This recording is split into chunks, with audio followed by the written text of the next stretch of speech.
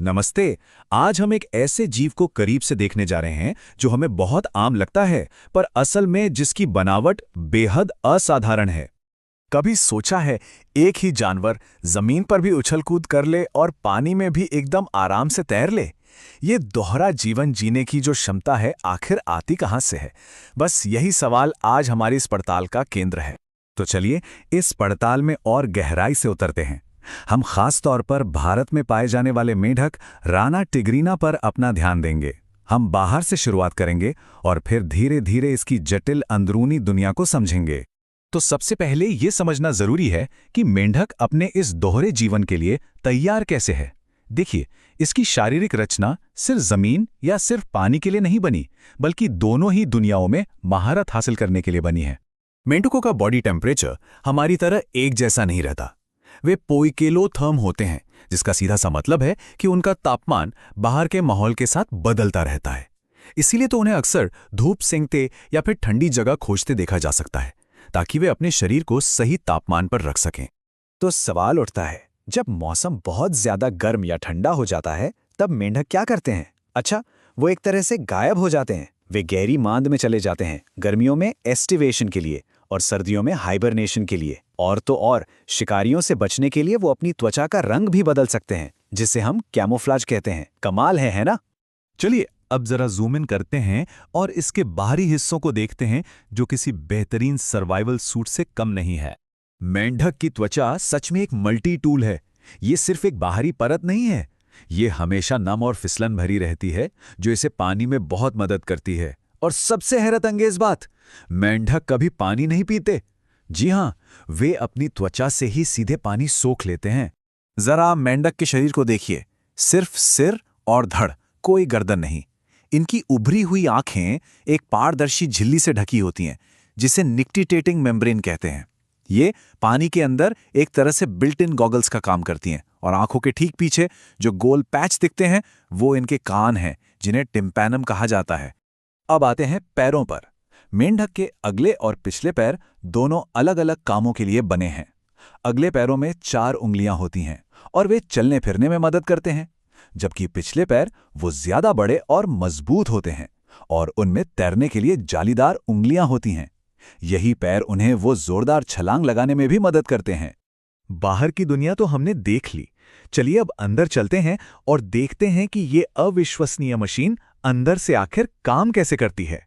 मेंढक के शरीर के अंदर पाचन, श्वसन और परिसंचरण के लिए पूरी तरह से विकसित अंग प्रणालियां मौजूद होती हैं।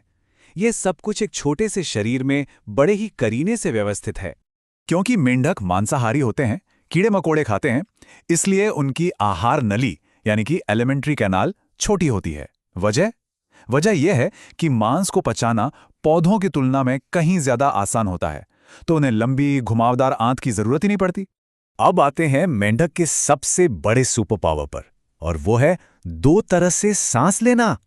तो पहले देखते हैं कि ये जमीन पर कैसे सांस लेता है। जब मेंढक जमीन पर होता है तो वो हमारी ही तरह फेफड़ों का इस्तेमाल करता है। ये गुलाबी रंग की थैली जैसी संरचनाएं होती हैं, जहां हवा नथनों से होकर पहुंचती है। इसे फुफ्फुसीय श्वसन कहते हैं। लेकिन जब मेंढक पानी के अंदर होता है तब क्या होता है? यहां से चीजें बहुत दिलचस्प हो जाती हैं। पानी के अंदर मेंढक अपनी त्वचा से सांस लेता है। हाँ, बिल्कुल सही सुना। उसकी नम त्वचा पानी में घुली ऑक्सीजन को सीधे सोख लेती है और इसी अद्भुत क्षमता की वजह से वो सर्दियों और गर्मियों की लंबी नींद के दौरान भी जिंदा रह पाता है। सांस लेने की ये जो दोहरी क्षमता है, इसे एक खास तरह का सर्कुलेटरी सिस्टम सपोर्ट करता है। और उस सिस्टम को समझने के लिए बस एक नंबर याद रखिए, 3। ये नंबर है उसके दिल के चैम्बर्स का। हमारे दिल में 4 चैम्बर होते हैं, लेकिन मेंढक के दिल में 3 होते हैं, 2 आलिंद और 1 निलय। यह इसके बंद परिसंचरण तंत्र की एक बहुत बड़ी खूबी है।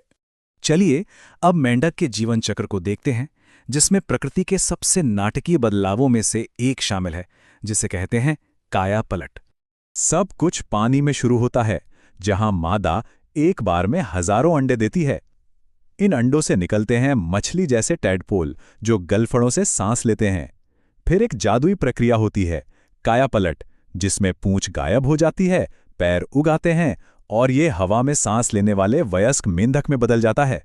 तो हमने मेंढक के शरीर को अंदर और बाहर से तो देख लिया, लेकिन ये हमारे लिए क्यों मायने रखता है? आइए थोड़ा जूम आउट करते हैं और बड़ी तस्वीर को देखते हैं। मेंढक हमारे इकोसिस्टम के लिए बहुत ही ज़रूरी हैं। वे उन कीड़ों को खाते हैं जो हमारी फसलों को नुकसान पहुंचाते हैं। साथ ही वे खुद भी कई बड़े जानवरों का भोजन बनते हैं, जिससे वे फूड चेन में एक बेहद अहम कड़ी बन जाते हैं। ये जो बात कही गई है, ये पूरी कहानी का सार है। मेंढक सिर्फ एक जीव नहीं है, बल्कि यह पूरे इकोसिस्टम के स्वास्थ्य का एक इंडिकेटर है, एक सूचक है। उनकी मौजूदगी एक स्वस्थ वातावरण का संकेत देती है।